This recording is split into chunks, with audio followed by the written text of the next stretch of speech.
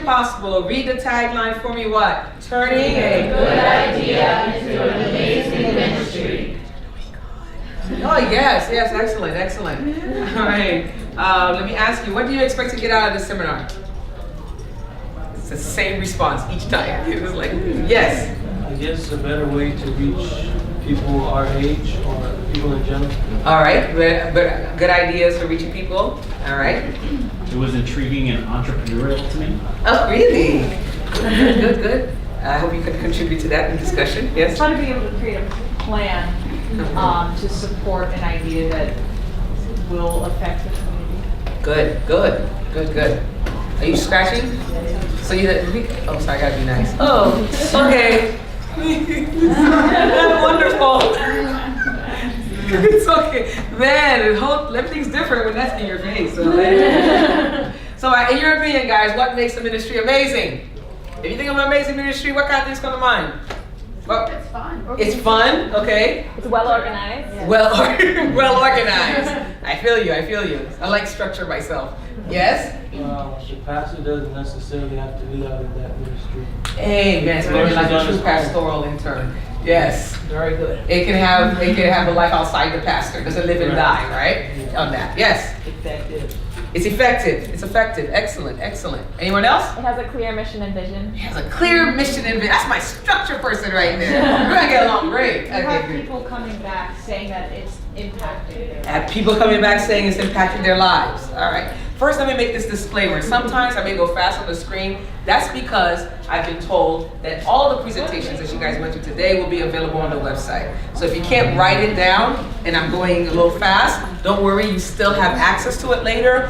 Or you have the option that we do nowadays, hold up your phone, click a picture of the screen, and you can get the information. We good? Yeah. All right. So there's a picture of me. Do you see me in there?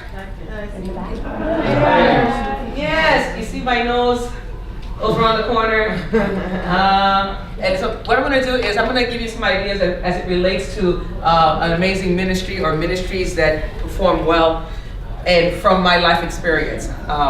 I have done a lot of interesting things, I guess people would say, and they mainly have an outreach and community component. That just happens to be where the Lord leads me in terms of doing ministry. And I want to share those with you today so that you can have something concrete to go along with theory. So you have theory and practice, so it's these things actually work. So in my opinion, what makes ministry amazing? Things like it meets a need. Ministry, which presupposes that you've probably done some homework in finding out what needs are. It meets a need. Also, life transformation occurs in perhaps one of these ways. It improves someone's quality of life. It changes someone's self-perception and empowers others. It seeks out the potential in others. This helps with recruiting. I'm going to expound on that in a minute. And impacts you as well as the people you are seeking to serve. Okay, you got all that? So let me tell you a story while you're writing that down. So what you have pictured there of is being the very first Life Skills Academy that I launched. Okay, and part of that is basic automotive, and I needed a car for them to be able to learn about car parts and so forth, and to change a tire. So I use when you're starting out, you use your own stuff. Amen. Yes. Oh, you use your own stuff. So that's my Camry from back in the day. And those kids are actually putting their hands in my car. Yeah, scary thought, right? And they took off one of my tires and put it back on. Alright? And it's funny to see them grow now. That guy right there has hair on his face. I'm like, oh, you've grown up. But let me tell you how this kind of thing develops. When you guys have a ministry idea, I had never seen this before, the concept of a Life Skills Academy. So it's kind of like original in my mind, right? And the Lord continues to develop it. Going out on faith, I don't have a paradigm to follow, but I did what the Lord was leading me to do, and He put the pieces together. And when you do that, God will do amazing things in your ministry that you can't even plan or imagine. Amen. So an example of that is, as the ministry continued, I decided to do it to add a component of cooking. So a cooking class, because like maybe when you're getting older, you're going to go out on your own, you don't want to starve, you can't eat ramen noodles all day. No. And so we were cooking. So there was this guy in my church, right? And he had been attending the church maybe like 20 years or so. His wife was very active as a member of the church at Montclair. but he wasn't. So pastor after pastor would come through and ask him, do you want to become an Adventist? He's like, no, pastor, I'm good. You know, no, pastor, I came along. Of course, I'm going to ask the same question. You come here all the time. Why not become an Adventist? He's like, pastor, you know, I'm good. And then I said, you know what? I have this program for the kids. We need somebody to teach them how to cook, and he happens to be a professional chef. So he says, who, me? I was like, yeah, you. He's like, his eyes kind of lit up. He's like, can I teach him how to make stuffed turkey loaf? I said, man, why he gotta cook meat? The members are gonna get to me. I said, yes, we'll do it next door in the annex. So this dude takes 2 days off of work. Buys all the material himself. He comes in, he puts the layout, we bring the kids in, the kids, he makes them make one loaf on site and then gives them one to finish at home. So we had a good time, and then the next day, I get a phone call. I get the call, it's a grandmother of one of the students, and she's like, Pastor, what did you do? I said, what do you mean what I did? What did you do to my granddaughter? I said, we had a class. She goes, you don't understand, she came home and she cooked. I said, well, yeah, we had a cooking class the day before. She goes, Pastor, you don't understand. When she was a child, she was burned badly, 3rd-degree burns in the kitchen. And since then, she has never cooked. Never come in. But I don't know what you did to her, but after your class, she came in and she cooked this turkey loaf. Grandmother was like, wow. And I was like, oh, praise the Lord. So what do? I'm a pastor. I share the story. So I go back and I tell the chef. I said, Chef, this is what happened. I got a call from the grandmother who's raising the daughters in the program. He breaks out in tears. Next baptism, he gets baptized. Amen. 20-something years of trying to baptize this guy. I was going after the kids. God went after him. Amen. Yeah, I still get chills from that, you know? I'm saying this to tell you that when you are putting together an amazing ministry, think outside the box in terms of the people that you're gonna put in participation. Yeah. So don't go, and we do this a lot as Adventists, we rehearse the same people, recycle the same people, always doing the same thing. There's somebody out there that has a gift that you haven't tapped into yet, that once you tap into it and they find meaning and they can contribute and find potential in them, can change their lives. All right? So keep that in mind. And what your ministry should impact you as well as the people you're seeking to serve.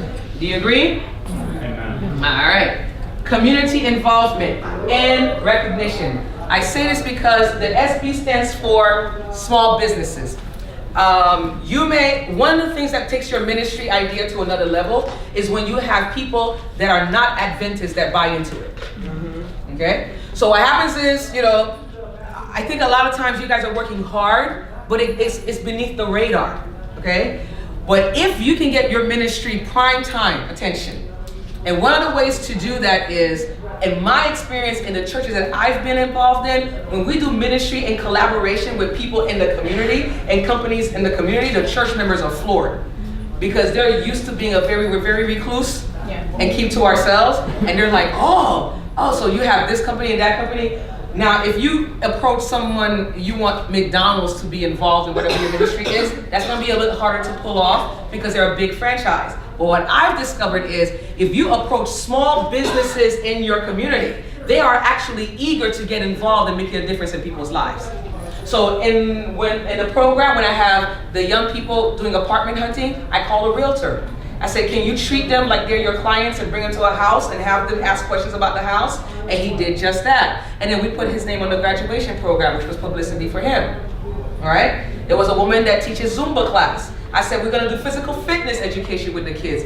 So she came in, she did a Zumba class with them, and then she gets a mention at the graduation in the program. And one hand's washing the other, but let me tell you, for the people sitting in your congregation, they're just like, wait a minute, is that a small business? Is that another company that's working with us? And they get this kind of like inward motivation. So this is like a little secret that you can use to take your ministry to the next level. Don't necessarily go after franchises. Go to small businesses and ask for their sponsorship or their involvement. If it's a finance, you say, can you come and you do a seminar at our church or with our young people? And then you list them when you have your graduation. Make sure you talk about or invite them to it and let the church see that your ministry is not just in-house, but it has outreach.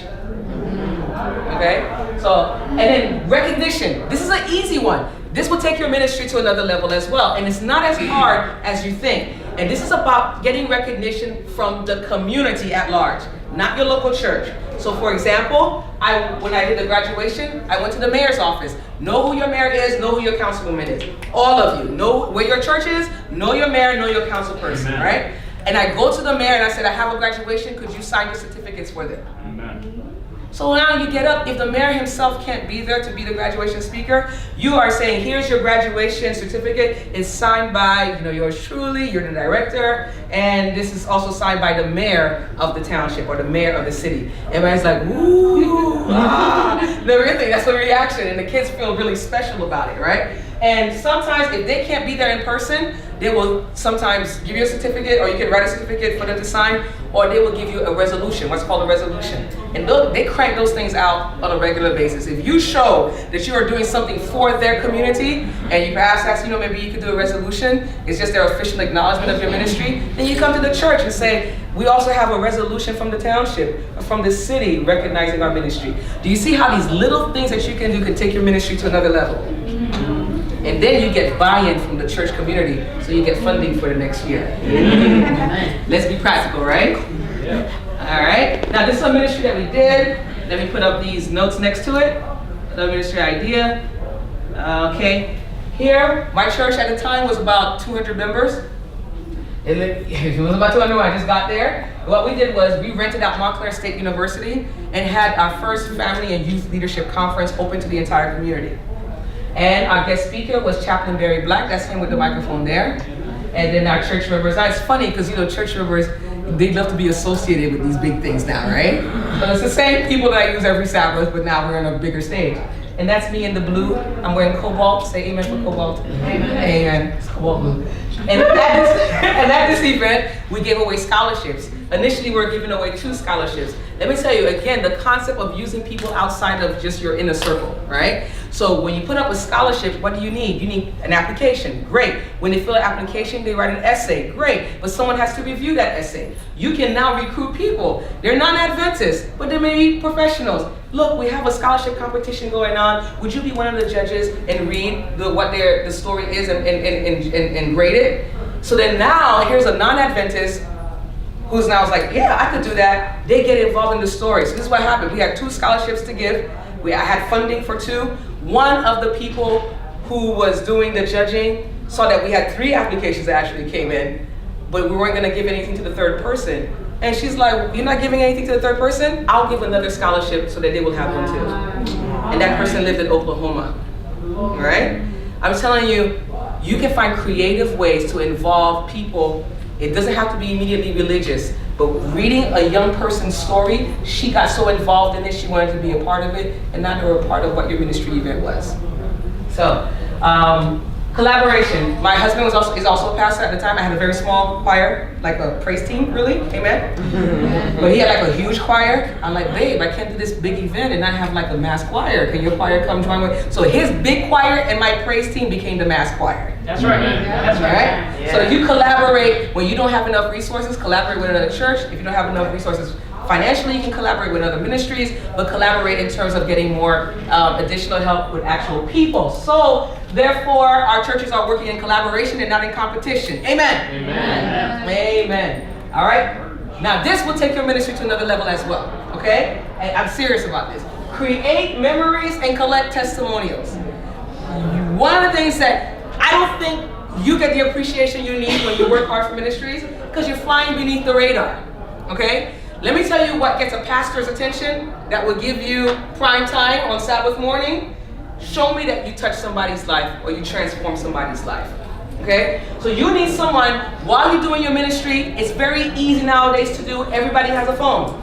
It can take pictures and it can take video. Take pictures of video of a different event. And then you'll get some personal testimonies that come out. And from those personal testimonies, like the one I shared with you earlier, you share that with your pastor. At the very least, collect the pictures, put them in PowerPoint, and slap a soundtrack behind it. Amen? Keep it short, and then show it Sabbath morning. I'm telling you, you will have motivated the entire congregation. Yes. So you need to create. I'm serious, guys. Whenever you're doing what you're doing, I believe that God is in it. And if God is in it, He's making amazing things happen. you need to make sure you capture, create memories, and collect testimonies, okay? Have a follow-up plan. This is where we're weak as well. You put so much energy on the front end, getting people to come out, but then you do nothing with them the rest of the year. So let's say you have a health fair, all the people come out, they're new, you get their names and numbers, you probably don't visit them names again until next year's health fair. Right? So you need to have a plan, a follow-up of once you connect with the community, that you're gonna have some regular intervals of communication with them. I'm gonna help you with that. Consider timing. Let me just jump to that last one. It says 7 touches. The law of 7 touches. The law of 7 touches is that a person who is unchurched needs at least 7 touches between the time they're unchurched and you're trying to make them a follower of Christ. Yes? General marketing tool anyway, isn't it? Even when you're trying to sell something, people need to see an ad at least 7 times before they will act on it. Isn't that crazy? Oh wow, that's cool. That it would be the same. That's excellent. And the 7 touches is not literal touches. You know, I've done this in every class. You're the victim because you're closer. It's not 1, 2, 3, 4, 5, 6, 7. All right. There's an initial interaction that you have with them. Then you can send them a thank you card later on. You can send them like when the holidays come up, send them an invite to Easter, send them a Christmas card, send them an Easter card. You just make sure that you reach out to them and have 7 touches with them, and they'll become more receptive to the gospel that you're trying to show them. Amen? So then now, calendar to January, everybody's looking for something to be, they want a new beginning. February, there's a lot of people that have trouble with relationships because Valentine's is there. And quickly, I'm telling you the law of the 3 T's. The 3 T's, people are more receptive to what you're doing for them if they're under these 3 T's. Tension, trouble, or transition. Tension, trouble, or you can testify, right? Anybody under tension, trouble, and transition is prime target for ministry. So build something around that. So for like February, you want to build something around people feeling lonely because they don't have a Valentine. And on Facebook and social media and Instagram, everybody's looking all happy and giddy, and they have no one, all right? So, and then the Sunday from 10 a.m. to noon, research has shown this is the time where most unchurched people have free time.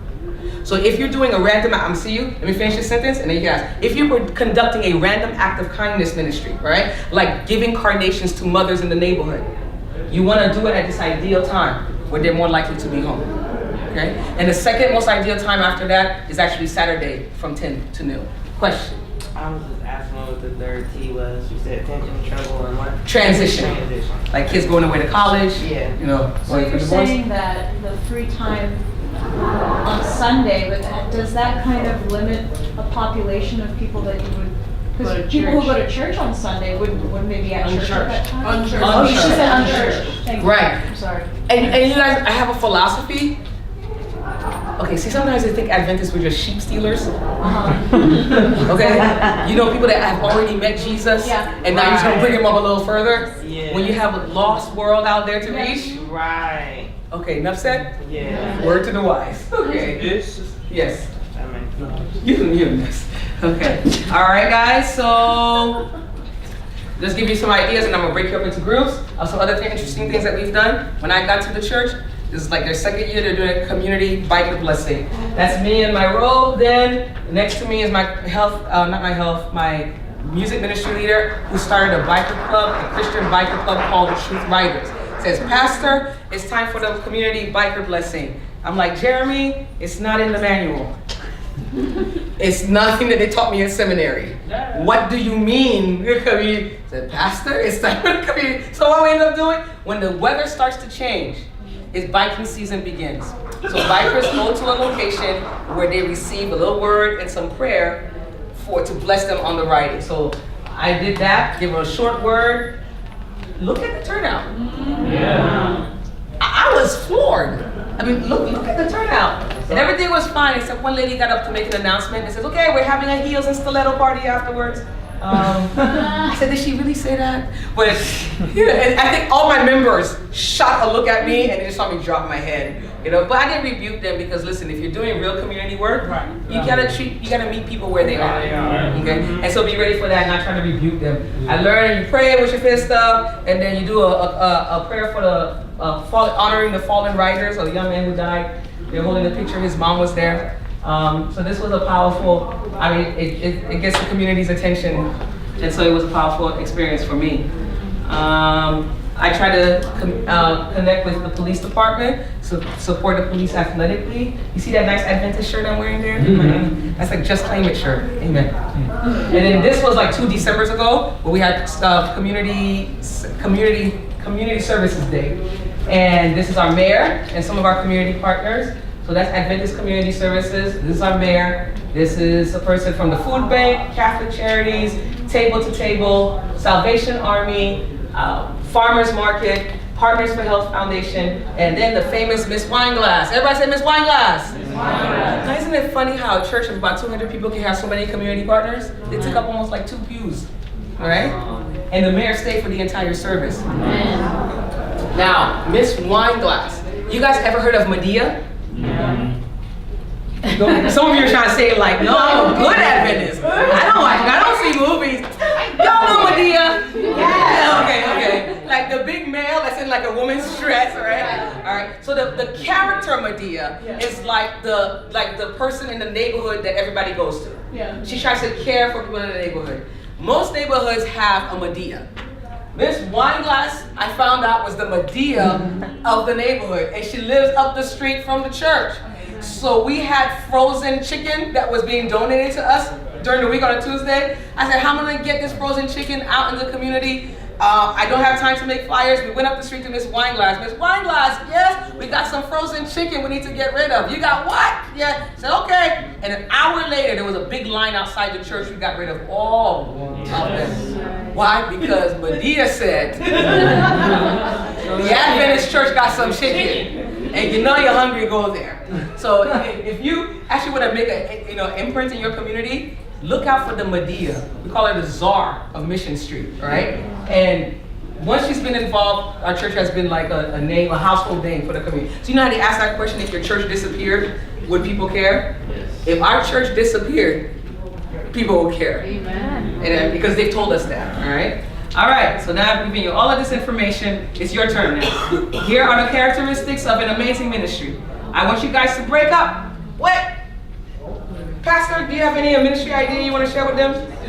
You're going to break up in groups of 3s, and then you're going to come up with an amazing ministry following these criteria. You don't have to meet every criteria, but it should have some of this involved in it. But let Pastor Novella explain. So, a few of the important things on this screen to know is meets a need, helps transform the life, collaboration, community involvement.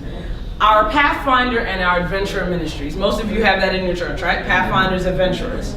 And so one of the things that each ministry needs to have is this really cool word called outreach, right? Outreach. We enjoy services and programs, but sometimes outreach is a little lagging. And one of the reasons why outreach is a little lagging is because we don't have something called money. Where's the money gonna come from? Where is it gonna come from is community involvement and collaboration. So what our Pathfinder and Adventurer Club did was they contacted the Red Cross, right? You guys know Red Cross? The Red Cross provided all of the tools and all of the smoke detectors for this project. So we got together, they taught us how to install it in people's homes. So we went inside people's homes and took out the old ones and installed the new smoke detectors, right? And so it was at no cost to us because we collaborated with community, which was Red Cross. We made it a whole church thing, had programs for the children, the teenagers, the adults, and all that stuff. One of the best testimonials, and that's another thing, is that there's testimonials that came out of this. Apart from Channel 50 coming to have us on the news. That's nice. But the best part is, one of the homes we went into had this guy who hadn't been visited a lot, older guy, needed food. Our adventurer director said, you know what, I'm gonna stop by his home, say on a Tuesday, and drop off food for him. That was one of the best testimonials because he told her, this is such a blessing to me that you guys came and yes, installed, but then came back to give me food. We're now meeting a few needs, right? There's emotional need, there's a touch need, and there's also that smoke detector. And the last thing I'll say about it is we broke the Red Cross's record for installations of smoke detectors. right? You don't realize how important a smoke detector is until your house goes up in flames. Most of us haven't gone through that, so we're like, who cares? Just change the battery. But it's important. Whether it's wintertime, you're using candles, space heaters, or just cooking. And so that's one of the ways that your church can do something at no cost to you. It's only going to cost you time. All right, we're gonna break up in groups of 3. You guys come up with an amazing ministry idea following these criteria. You don't have to meet all of them, but you gotta meet some of them, okay? Like maybe going around passing out pamphlets and kids kind of losing interest. So we're trying to find something that gets them more. So we have adventures in That talks about like ministries, like these type of ministries that get a lot of funding from mostly women. You don't have bodies that will look to you. Sometimes they can settle. You don't have bodies that will look to you. Ladies and gentlemen, my name is Robert. Hey Rob. I'm Juliana. Juliana. Maxwell. Maxwell. We're asking for $50,000 for 10% of our company. All right, so we came up with a great idea, Success Club. We understand, we were thinking about where would we implement a strategy that's successful, that we could change people's lives, can change our lives as well. So we were doing some brainstorming and we thought, cities are full of people. There's tons of people there, there's young people, there's young adults, there's kids, there's adults. And then we started thinking about what issues do our communities face. And one of the issues we came up with was delinquency, drug addiction, gang violence, teen pregnancy. Basically what's happening in these communities is that families are being destroyed. And kids are growing up without parental figures. Kids are growing up without mentors, without people to show them the way or show them like how to live their lives right, how to be productive members of society. They don't have that. So their first inclination is to go towards people within their own school who seem like big brother, big sister figures who end up turning them towards like wrong stuff, you know? So basically our plan is the following. We wanted to create something that we, at this point, are calling the Success Club. It would be something that would come in on weekends where we would target individuals who are at risk for becoming members of gangs, who might be picked off by gangs, and then eventually gearing towards individuals who are actually in gangs to help bring them out of that lifestyle. We would want to give them basic life skills, kind of teach them how to look, how to dress themselves for success, how to be more confident in themselves, eventually leading them how to do a resume, how to be able to look for a job, use the skills that maybe they've even gotten by being a gang member for the benefit of their society. Street hustle. And we were wanting to maybe collaborate with some of the local Boys and Girls Clubs or YMCA for space that we could do this with, maybe even banks that would see this as a benefit. And schools that maybe would be willing to provide guidance counselors to help support the psychological and emotional healing of these kids. You want to talk about the businesses? Yeah, so some of the businesses ideas that we had was like to go to businesses and ask them to kind of like come and represent, like say for instance, Dress to Success, which I think is very important in the community, you know, teaching the kids how to dress for success pretty much. So like we would go to, around my way in Philadelphia, there's a little small business called Bennett's, and they make suits and little clothes for people. So if there's something like that around your area, you can actually go to them, hey, could you kind of come teach the kids how to tie a tie? Not everybody knows how to tie a tie, you know. Teach the kids how to dress for success. And then maybe, if it's possible, could you donate some suits or some fabrics and things like that. And this goes for not only guys, but for girls as well, you know, just teaching them how to dress for success and reaching out to these businesses to help us not only with funding, but just having, you know, letting the kids know, hey, the people in the community are actually behind us because they support you. Another big collaboration that we felt was important was with the police academy, where the police could come and show the good side, since gangs often would see a police academy or a police as their enemies. Have the police interact with the kids, show them the good things. I've seen recently on Facebook of police in inner city Baltimore that are teaching young men yoga in order to release their anger, and it's actually improving their academics, it's improving how they're interacting with one another. And yes, yoga maybe doesn't fit exactly with their theology, but I think that there's things that could be done that are similar. And then in order to create memories, we wanted to create events that would be like, a bonfire, game night, social activities where they feel safe and they feel welcome. But the big thing would be the mentor. Yeah, so basically the general principle of this ministry that we're thinking of starting is mentorship or discipleship. These kids don't have strong figures in their lives. What we would do is provide those figures. So in other words, we would have adults who have a little extra time on their hands, and we put those adults in charge of 2 to 3 kids. These kids have the adults' numbers, their emails. We'll have the adults give them a follow-up during the week, give them a call. Hey, you want to go out for lunch real quick? Do you need help tutoring?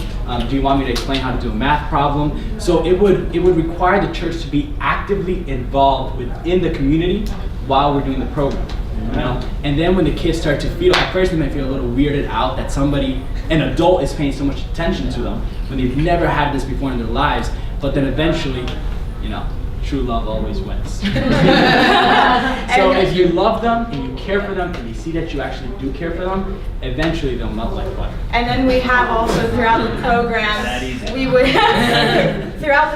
we would want to encourage them to think of ideas of how they could then benefit the society. So we came up with this idea of the final graduation event of the program would be like a Shark Tank, where they would be encouraged to come up with a business proposition of how they can give back to the community, and then involving the small businesses that we had already created a relationship with to consider sponsoring one of these projects, and to do this as a yearly thing so that we could have, true improvement in the community, and even maybe consider those who have graduated from our program to come back future and mentors. be our future mentors. It's a cycle. Yeah. Success Club. Excellent. Who's next? Come. Wait, what? We got photos. I'm sorry.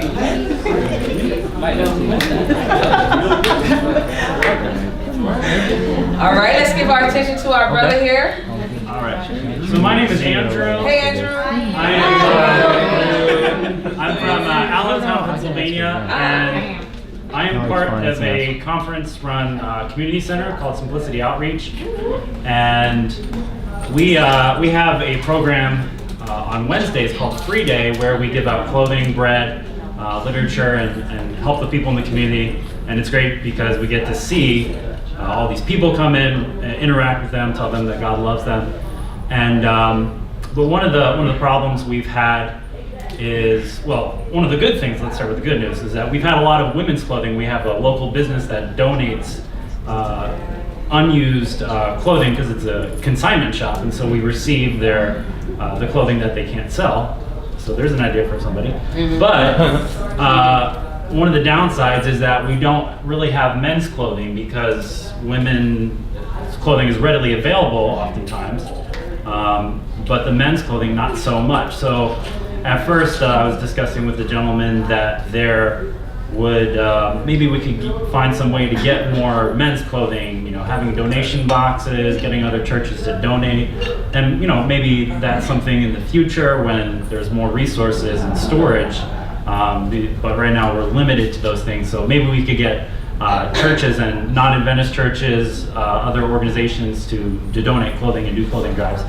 But maybe a better solution would actually be, instead of getting new clothing for men, it would just be to wash the clothing that's already existing. So perhaps get a local laundromat involved that would donate their space for the length of time and have the facilities there available to use. So yeah. I imagine at the last group, I didn't ask them that because they said they had a graduation, so I'm assuming that's going to happen there. Help me in your program that you described, where how you create memories. Well, you know, there is a significant homeless population in Allentown, and the people are often facing so many problems that, you know, they don't want to think about, you know, the simple things of life, like taking care of themselves. And unfortunately, there's a large population of or segment of mental illness, and you know, just the idea that so there's not a lot of trust there, but by coming alongside of them and showing, hey, we care, and this is a simple thing that we can do for you, it's going to help us to build that relationship, and then perhaps move them into other areas where we can provide for them. Many times, you know, there are social services that will help them, but they're just too skittish to actually open up and use them. And so perhaps by doing that, we can affect their lives by gaining that trust, and then being able to move them into those other services and recommend them. And then perhaps as you come alongside them, eventually one will be willing to share their testimony. Yes. And that you can share with the church in the program. Yes. Another thing too is dry cleaners.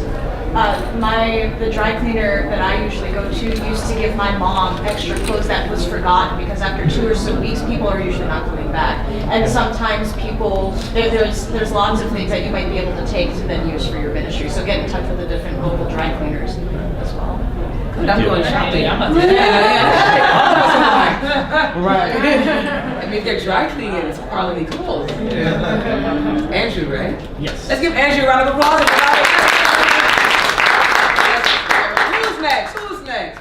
Who's next? Come on down. Your nectar tester going. Yes, you're old like me. You're old like me. Hello, everyone. I'm Yolanda Frierson from Columbus, Ohio, Hilltop Community Worship Center. And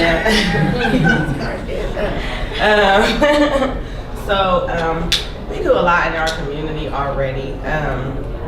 We'll be starting an official feeding program. We've been feeding since October on Wednesdays, and also on our Sabbath lunches. We also include the community then. So we've officially partnered with Mid-Ohio Food Bank. So we were trying to think of an idea that we could kind of expand on the resources that we already have, the partnerships that we have with our children. During a lot of the things that we do too don't include our children right now. We separated little Christmas gifts that we give during Christmas time, but we wanted to allow our children to also be able to provide service and be active in the community as well. So last year what we did was we made up goodie bags and gift bags and allowed the kids to pass them out, and they had, you know, tracts about telling them that Jesus loves them and things like that. The kids were able to offer the children and their mom prayer as they passed out the bags and snacks and all those things. They were really excited about it, but this year we wanted to kind of expand on that, because our community isn't really safe. Like, it was on the news and everything. They were advising us, you know, don't have trick-or-treating, don't go outside, but we knew people would. And so we still passed out the candy and stuff at the church. What we wanted to do to create a safe environment this year, our idea was to have like a harvest party. And with the harvest party, we would, because what we do normally is allow our children to pass out the things for an hour, and then we would go in, take them inside, and let them get their candy and stuff, and feed them pizzas. Well, we partner with Donato's Pizza or some other pizza, Giuseppe's maybe, get some pizzas donated so we can have some food there for the children, have candy there, partner with Mid-Ohio Food Bank, but we already are in partnership with them. And then actually use the people that do come from the community and the children come get their information and be able to set them up for the Thanksgiving gift baskets. Because we also have a big need for food in our community as well. So that's another way to continue it going. And then maybe, you know, Christmas comes in December and we already do gifts and things and stuff for the community. So the 7 touches thing kind of touched me a lot. And so that would be a lot of different, you know, just keep carrying it on situations. So that was our idea. Okay. Any questions for her? Why you rushing off? Why you rushing off like that? Anybody have a question? I'm sorry. It's okay. You're set free. You're set free. Who's next? Who's next? Who's next? Come on down. Come on down. I don't know what is it about you guys, but I got a second wind.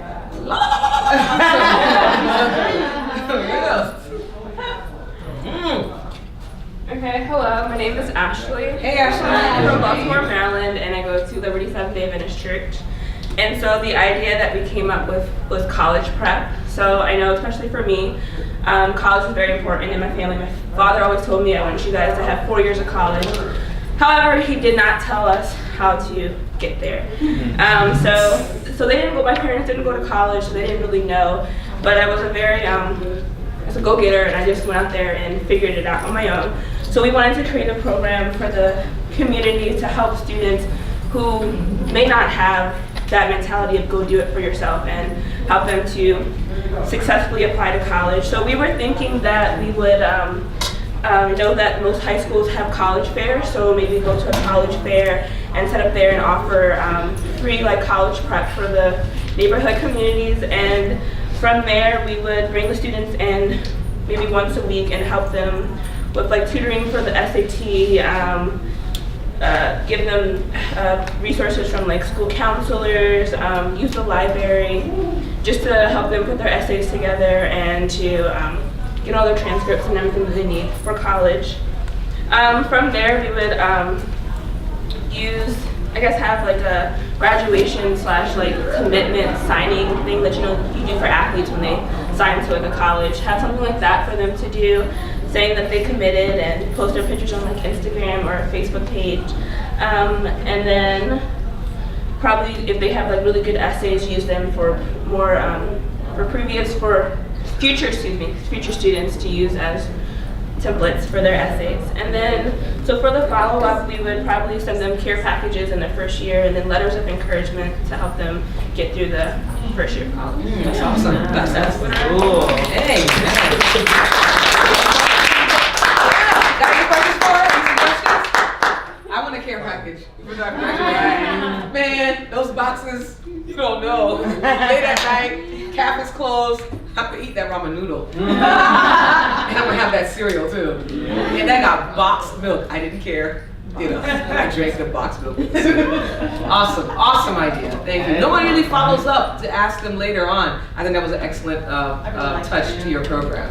All right, who's next? Who's next? Who's next? Don't be shy. Yeah, come on down. How many more people do we have? So I'll know. 1.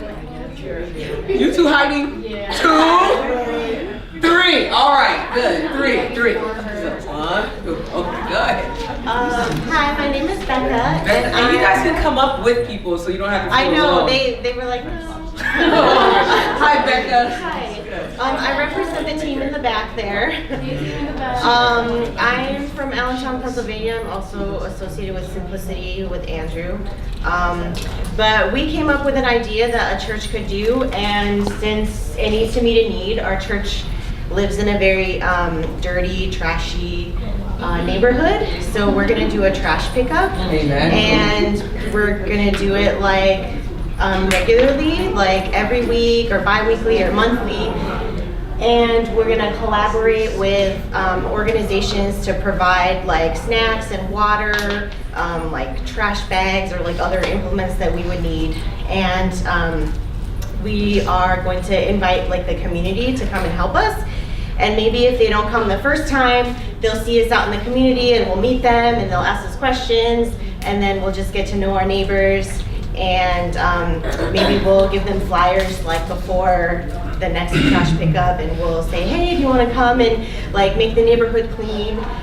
So we'll do this and build relationships, and then down the line, we would have a community dinner to invite them to, because we would know them and they would be our friends, and so they would come, and we could invite the mayor or just other people in the community, and we would survey them. What other community needs do you guys have? What are other ideas do you have for community development and community? And we would just have a good time together. Did I miss anything? How are you creating memories? Oh yeah, and then when we're picking up the trash, then we would have a videographer or someone going around taking pictures of everything, and then we could have a slideshow at the dinner and also at church to get the church members pumped and excited. You may also want to get a testimonial from someone who's in the community. Yes. That usually people are irritated by the trash, right? And it probably means a lot more to them that you're cleaning the community than you think. And you may just get somebody to just voluntarily see you guys out there and say, you know, I really appreciate what you guys are doing. Yes. And then you wanna highlight on video. that as well. Yeah. Video's always good. Oh yeah, right? video. Right? Yeah. As much as you can. Yeah. Very good, very good. Now, I did this similar project that came up when I was in high school, and we wrote a letter to the local hospital, Baptist something hospital, and they were willing to sponsor T-shirts for us to wear while we were doing out there. So there's somebody out there who probably wants the PR, because you're gonna be out regularly, that would sponsor the T-shirts. And the next time you give your presentation to the church of what you did, you say, we did it in partnership with such and such hospital. Right? Yep. Good. And then the community would get the T-shirts too, because then we're all like on the same team. Yeah. I can think of something. Sure. There's lots of like electronics that get dumped at the side of the road, and a lot of municipalities, they have, unfortunately the one that I live in, they only have like 1 day a month where you can drop off like TVs that you don't want. So if you actually had the space and the means to do it, you could have something that's more local so that they don't have to haul their stuff because of their limited, maybe they don't have a vehicle to actually take them there. So somebody else collects it and then you take it there. So. Good idea. You had your hand up? Yeah, like for the trash cleanup, there's some communities that have like beautification committees that actually have money to give communities to like help with trash cleanup, or like now that spring's coming, to plant flowers and stuff like that. So just looking out for those opportunities because they have the money. Cool. City Hall, excellent. Clean up the place. Yes. In Virginia, that's where we're from. I don't know if other states have it. They have Adopt a Highway. Okay. And they'll put your name. We're actually doing it with our club. They'll put your club name or whatever you wanted to say. Adopt a Highway found or cleaned by, you know, Woodbridge Redwoods. That's the name of our club. And they have it on. They give you like a couple of miles. How many? I don't know. A couple of miles, like 2 miles, that you promise to clean throughout the year, and they give you all the supplies, vests, bags, I don't know if they include the gloves, and I'll put all the supplies that you need to clean up the highway. And you get good PR. Yeah. Excellent. You got those ideas? Give a round of applause. We got 2 more, right? 2 more? My name's Dual. I'm from Woodbridge, Spanish, and I find it amazing just hearing about this, because I want to say that, you know, I'm blessed to actually be part of a church that does a lot of outreach stuff. You know, we have a group dynamic, and different people are doing different things. We were just talking about one of the things that collaborate. For instance, like giving food and things like that. Also, part of the club is starting to try to do this highway cleaning. It's the first year that we're gonna do that. So it's I find it amazing. It just starts with a small idea. So this really makes sense. For instance, one of the ideas that we had was, what about just a clothes drive? Giving out clothes to the community. And then so we thought about how can we get these pieces of clothing that we need. Okay, well, we can probably ask the church community to, in our local church to donate some of this stuff. Okay, got it, but what if not, you don't get a lot of it? Okay, then what about going out to the local stores that are out here? Maybe they have some, because you know how you have your spring, winter, and summer. Sometimes throughout the season, maybe they have clothes that they didn't sell, and they're either gonna ship them back or sell them at a lower price. And maybe you can explain to them, hey, this is what we're doing, and this is why we're doing it, and to who you're doing it. And so now you have them thinking about, yeah, I can give this to you, and this is the amount. So you talk to different companies, local stores that can probably donate clothes to you, and now you have an ability. Tax write-off. Yeah, that's true. That can be you can insinuate that it's a tax write-off. So you. So No, you can tell them. So I mean, they see all that stuff. So they see all that stuff. So from the beginning, we're already trying to think about, okay, how can we improvise these? The need is gonna be, hey, people need clothes, and There's people that are in need of clothes. You know, you walk around and you see people homeless. Even within our own local community, you see people, homeless people. So now we're, you know, collaborating with the local church. We're collaborating with your outside, you know, local stores. And for memories, I know everybody talks about that stuff. You know, we love it too. You know, taking pictures, taking videos. You know, it's an awesome thing. You're able to show it to the people. You're able to show it because now that everything's social media wise, and even Facebook has that new thing where, hey, a memory from a year ago comes up on that day. So that's amazing because you know what? When you have and you work with teens and the youth, you're able to see the progression of what you've done throughout the years, and you're able to say, hey, this is what we did. And if something happens that your outreach starts going down, you can look at these memories, say, hey, this is what we were doing before. We're not doing that now. How can we go back to what we were doing, and what are we doing wrong that we're not doing that? So those memories are also a great testimony of what we used to do and what we could continue doing. And as a follow-up, one of the things that we were talking about follow-up is, so we're talking about doing this as a seasonal basis. Well, okay, what are the best times to do this? Because I'm pretty sure we're gonna have to think about, okay, we can't just say, okay, we're gonna do it in December or we're gonna do it in February. We're gonna start thinking about the transition period of your local stores when they start giving these clothes back to the main company. So you start thinking about, okay, the companies, when is the best time to actually communicate with them and try to figure out when is the best time to actually do these outreach. Maybe it's twice a year, 3 times a year, maybe it's just one, but it's still something for the community that they're able to see, hey, this local church is doing something for the community and they are doing something that it's amazing. All right. Who's the last one? Come. You got 2? Well, there's 2 more. Oh, my bad. You're second to last. You want me to go? Come. Alright, there's 2. So it's you 2. Well, it's us 3. It's 3. Oh, yeah. But then there's 2 ideas. Okay. All right, come on. We could have played it off. That's what they wanted to do. Too late. Yeah. Go ahead, talk to us. So, hi everybody, my name is Marina Acevedo. Hi, Marina. Hey. So actually, I go to a church in Philadelphia called Reach Philadelphia, but I used to work at Simplicity in Arlington.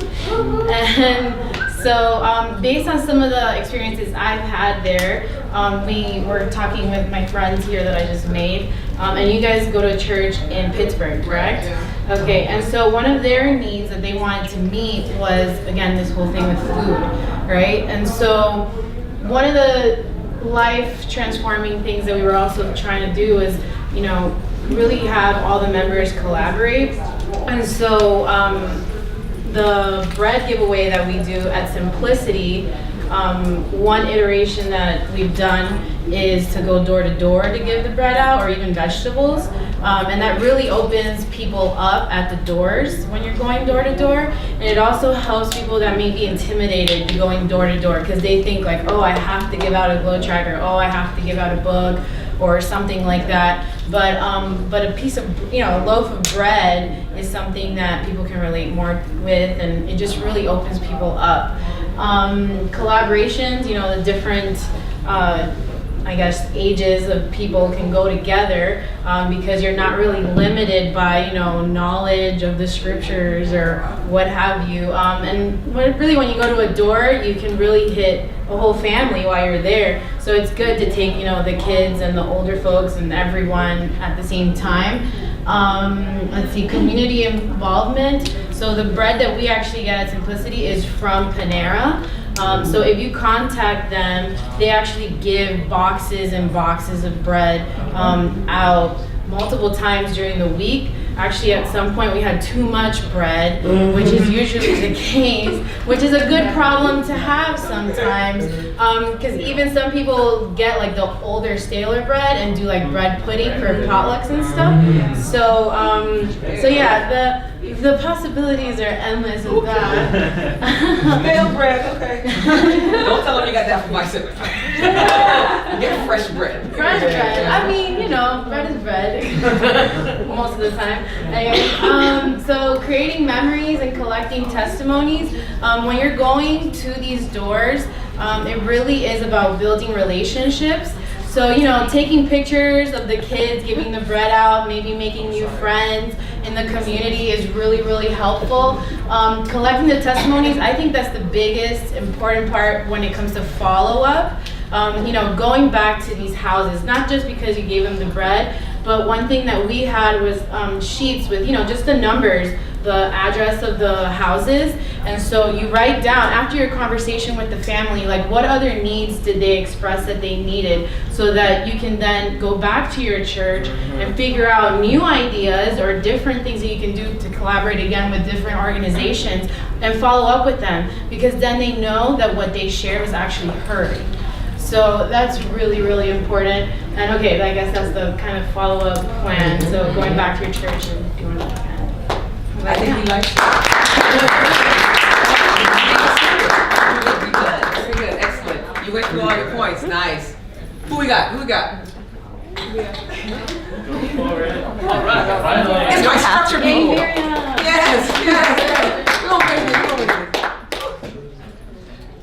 Okay, my name is Miriam. I'm also from Simplicity. Hey, Miriam. Hi. My name is Samara. I'm from Baltimore, Maryland.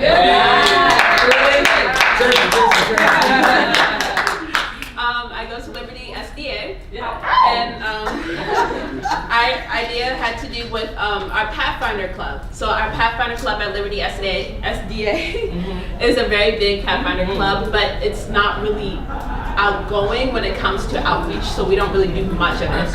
And we are still very active, but Baltimore, Maryland, what I do realize is an issue is that a lot of the kids don't have anything to do on Sunday, especially since like a lot of their parents, or maybe just like they only have one of their parents, they're off working somewhere.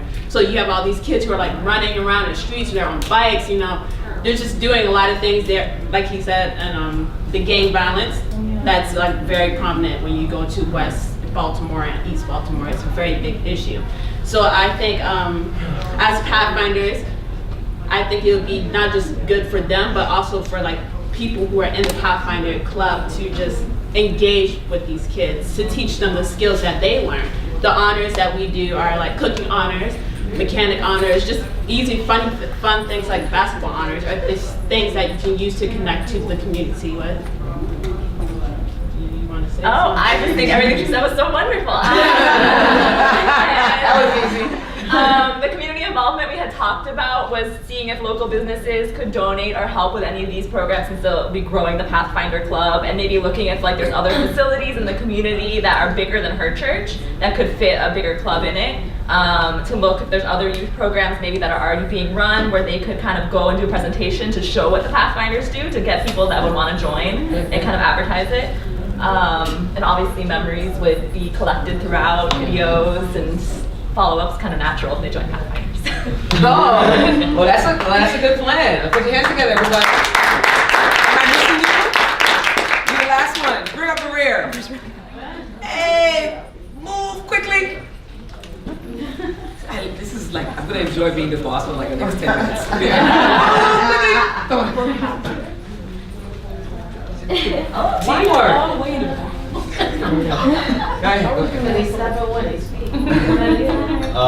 So my name is Anthony. Anthony. From New Jersey Conference. Jersey. Yeah. My name is Stephanie, and I'm also from New Jersey Conference. Whoa, Jersey. Hannah, and I'm from Allegheny East Conference.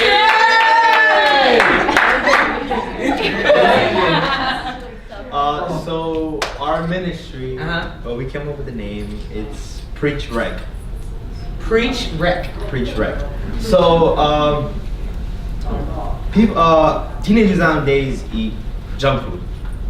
I know in my school for breakfast they literally eat chips, juice, and donuts. That's not breakfast. Yeah. So I know. So it's like, and I don't know how they keep their figure because they're slim. So I'm like, okay. But so our program is to involve the kids to be healthier and more active. We know that they like to play sports a lot, right? They like to play basketball, volleyball, soccer, baseball, softball, all the sports. So what we do is that we start small. We start small within our community, especially within Patterson, from our church, where our church is from. There's a lot of gang violence. Just a block away, a girl got shot about like last year. We know that these kids, we can help them, right, through sports, through something that can keep them motivated and occupied during the weekend, especially. So this would be more of a seasonal activity. So we do summer and winter. So during the summer, we would like to incorporate summer sports like soccer, baseball, softball. We would like to ask, I know it's a long shot, but we would like to ask Under Armour or Nike or even Adidas to support us to get maybe even possibly jerseys so that we could create a league. We would ask for the city to help out if they could let us use their rec center or a park so we could rent out, that it would just be for the kids. We would, at this league, you know, there would be, you know, winners, right? So like, even if you participate, you know, you get a medal, so you leave with the memory of, hey, you know, I won something, you know I could force myself, I know I could do better, and you know, next time, when next time comes around, I know I could improve on what I did, or for the people like first, second, third place, you know. Oh, I get it. So I see you meeting a need. I see the life transformation. You just mentioned, you know, collaboration. I see you doing community involvement and the recognition because you're approaching certain people. So take us to the last two. Create memories. So we know with if the kids are well into it, they themselves will tell their friends, hey, look, you know, I had a great time with doing this activity that I did over the summer. Maybe next year you could do it with me, right? So them themselves giving the testimony to other friends, right? They're reaching out to their friends as well to bring them to us, right? And the follow-up will be like, hey, look, you don't have to wait until next summer. We have one during the winter.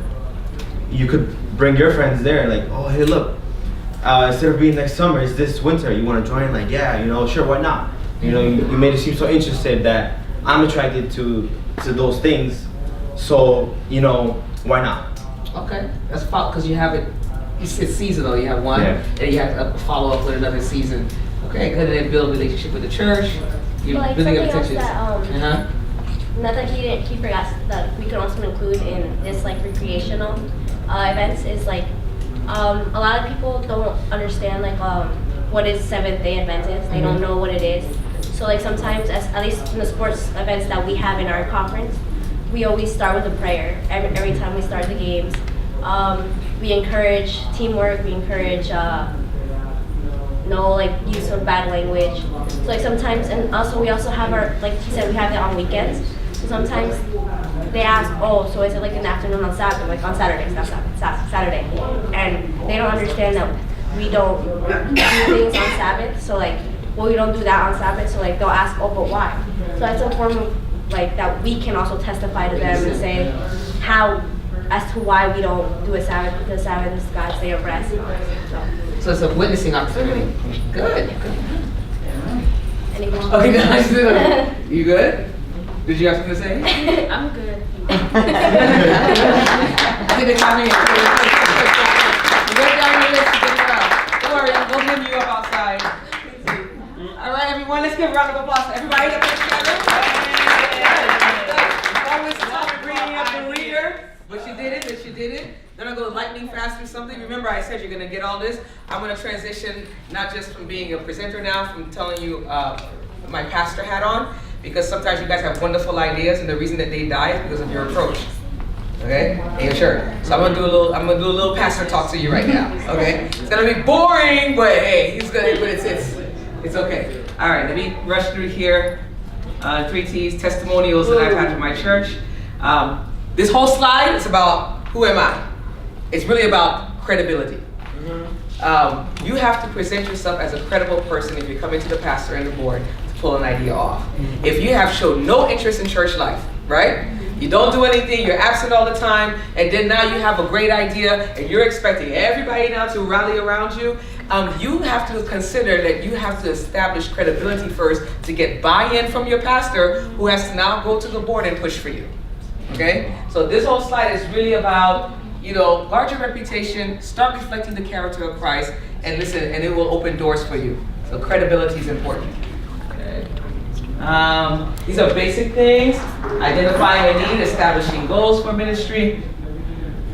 Recruit a team. I'm just going to highlight one. When you recruit a team of people to be for your ministry, try to get number 2 here, a thought leader in your congregation on board. This person, who's when they talk, people listen. We know who they are in our congregations. I'm just letting you know, practically speaking, it helps when you have that kind of person be a voice for you on the church board.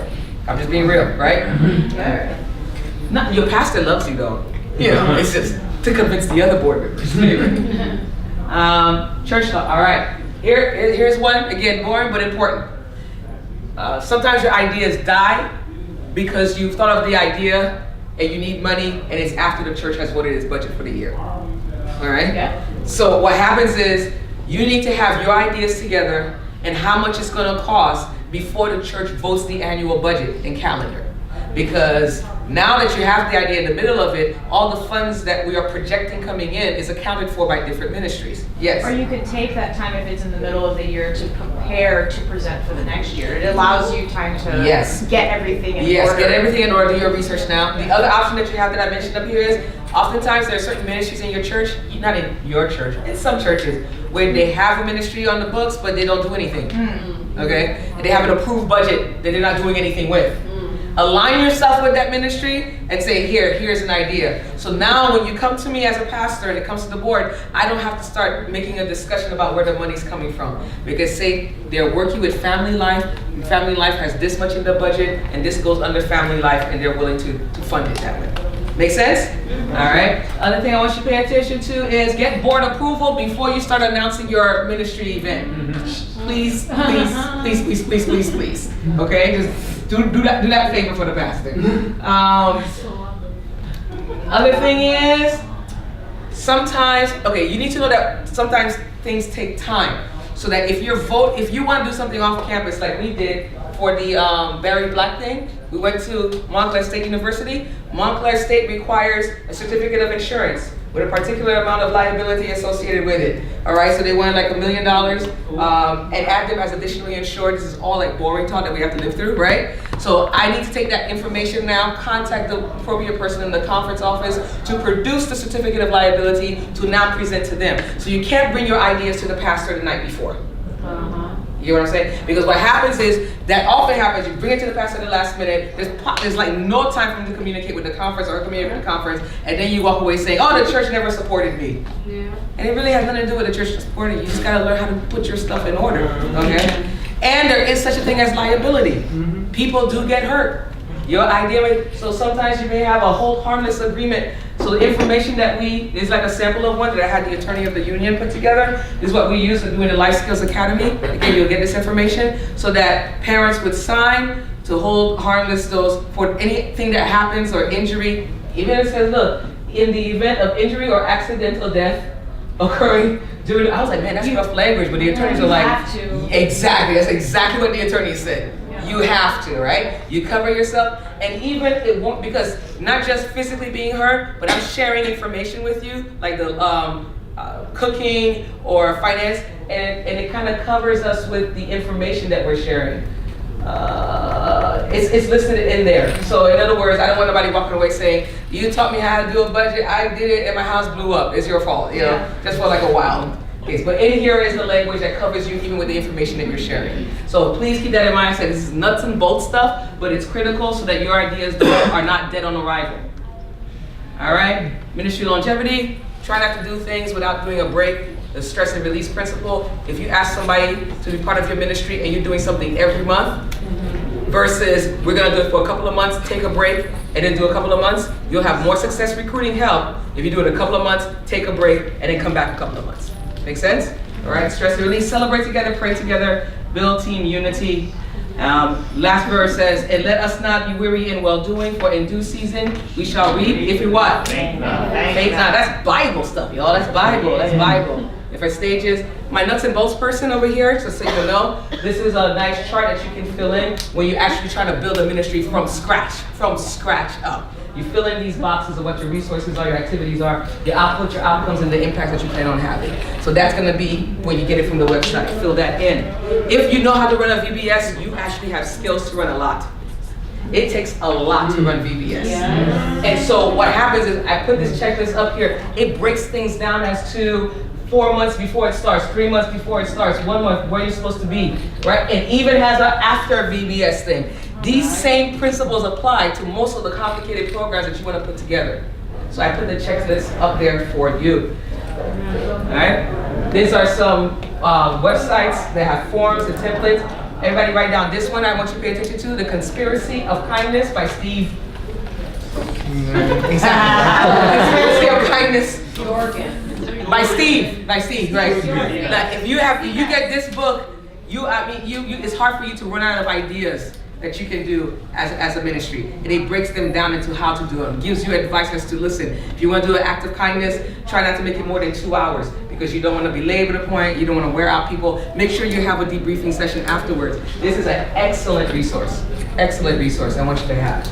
And last but certainly not least is my little video. What's the video about? It's me doing our health fair, walking around, talking to people. How are you doing? Are you enjoying the health fair? Yeah. And then this lady began to talk. I said, wait, let me run and get my camera and let me run and get my health ministry leader. So my health ministry leader is not sure what the lady's gonna say. And this is what happens. Please, audio. If it don't work, audio, you. Thank you guys. You are wonderful people. You can work with this community in any church. I was standing for anybody and would talk, gladly talk. We appreciate you. Keep it up. We need more churches to get involved like you guys. Aww. Exactly, right? Yeah. The picture's all fuzzy. I don't know what was happening with my camera at the end, but as fuzzy as it is, this is one of my favorite ministry pictures. Because imagine it, it's the Muslim lady holding on to the Adventists, saying that you do more for this community than any church. Mind you, around the corner from our church is the big church in the community, St. Paul's Baptist Church, where the senator attends. But her experience as being a longtime member of Montclair is the Seventh-day Adventist Church that does more for the community than anybody. I don't know what to say about that. That kind of stuff gives me chills. That kind of stuff keeps me going. And I want you to know that you have those testimonies inside of your ministry, inside of your heart, what you're thinking about. Once you do it, God will bring it out. So I encourage you, go out, change your life, and go out and change the world. Amen.